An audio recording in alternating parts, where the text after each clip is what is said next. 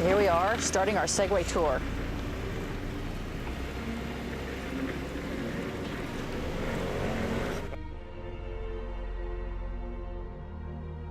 Alright guys, right in front of you here, you have the École Militaire.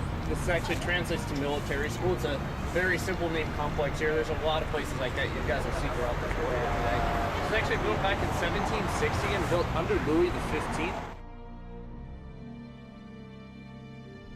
It was actually built to be a place for military officers' sons who couldn't actually afford schooling. So they got a free education here, provided they went into the military thereafter. Probably the most famous cadet ever to go to school here. You guys could probably guess. He did very well for the French military. Napoleon Bonaparte, little guy, yeah, exactly.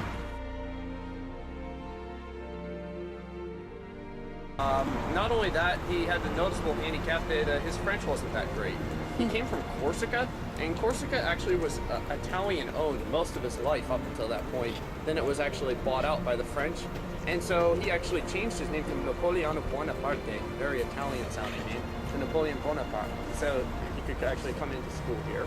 And he actually did very well. They wrote on his final report card, he could go far. Is that a permanent installation there? Yeah. Yes, it is actually. That is the Peace Monument there. They actually built that back in 2001, and it's probably one of the least popular monuments in Paris. The reason being, it walks through the Eiffel Tower from back here. Two, it's modern, basically anything in the city.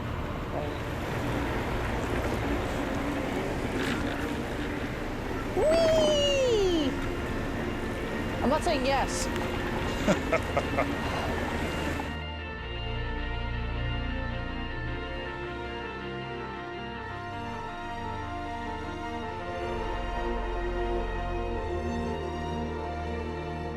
How about the Frenchies smoke on the Segways? Get those 7-inch guns.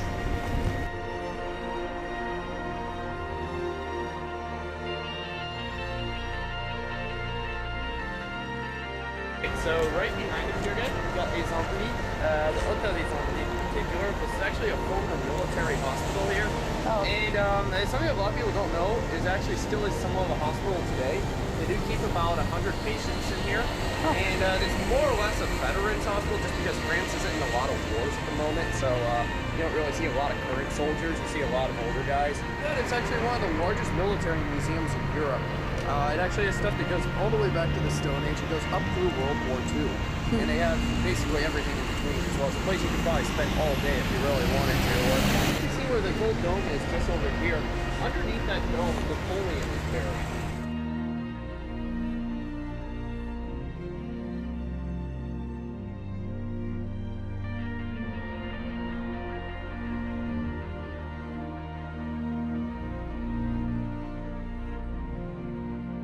These nice cows. Because nice cows indicated two things.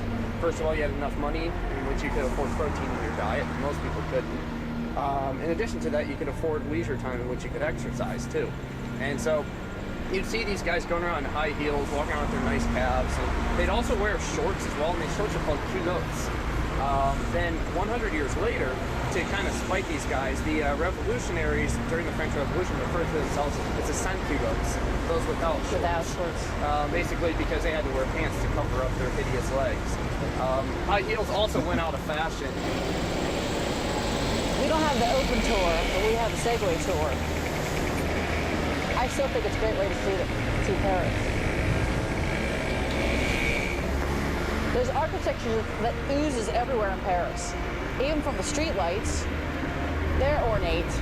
Our tour guide, Jean-Paul, tells us that Parisians don't like anything that's new.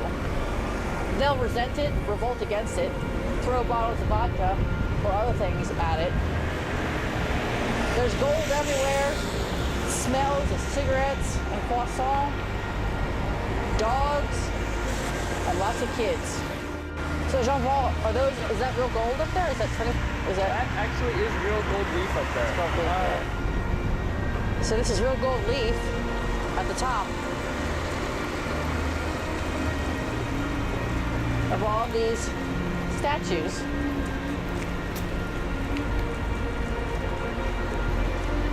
We're going to hear more about it. Oh, looks pretty at night.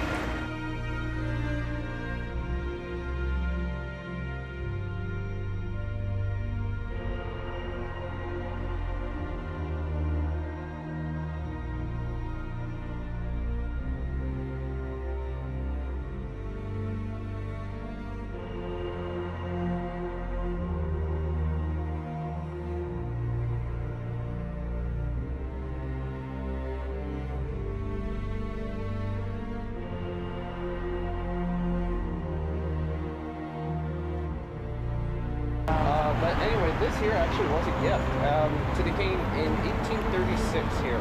Louis Philippe actually received this here, and in return gave the Egyptians a clock, which to this day doesn't even work. It has never worked. Oh, and here we are back at in the gardens. Now it's warmer. It's beautiful. Sun's out. More people are awake now as well. Evidently, the Parisians like to sleep in on the holidays, on the weekends, and a lot in the winter.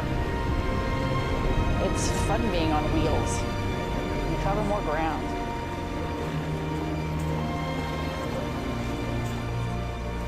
So I do have a question for you, though. Oh, sure. So I want to know, are all those little miniatures, the statues, are they tributes to the Eiffel Tower in Las Vegas? It's not bad. Yeah, I was gonna say that would be like the mini of those ones there. Yeah, we got like quite a few Eiffel Towers around the world. I think it's actually the one.